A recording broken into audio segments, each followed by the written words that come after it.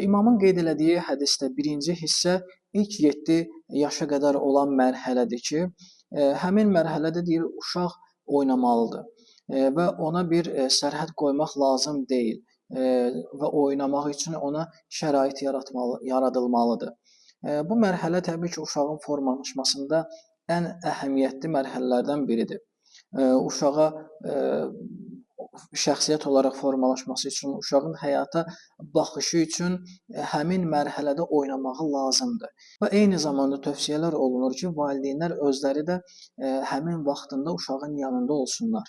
Uşaqla oyunlarda özləri də müəyyən vaxt ayırıb, müəyyən qədər iştirak eləyə bilsinlər. Hətta alimlərdən bəziləri qeyd edir ki, məsələn, ata öz övladı ilə gün ərzində bir neçə dəqiqə oynamağı, 15 dəqiqə oynamağı və yaxud yarım saat oynamağı ananın bir neçə saat oynamağından daha çox müsbət baxımından uşağın həyatında təsirli olur.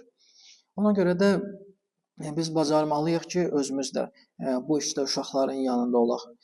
Uşaqları belə deyək, tək qoymayaq. Həm onlar özləri oyunlarını oynasınlar, həm də bunun vasitəsilə də həyatı kəşf etməyə çalışır uşaqlar. Ancaq təbii ki, hədisdə qeyd olunur ki, 7 yaşına qədər uşağı oynamağı üçün sərbəst burax. Bu o mənada başa düşülməməlidir ki, uşaq hər hansı bir xəta eləyəndə ona maneçilik yaradılmasın. Məsələn, uşaq ola bilər gedib elə bir iş görsün ki, ona ziyan olsun.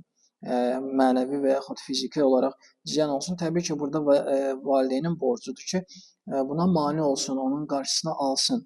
Burada diqqət olunası məqamlar var. Təbii ki, diqqət olunası məqamlardan biri də budur ki, uşağın istəklərində bəzən olur bəzi ailələr heç bir sərhəd qoymur.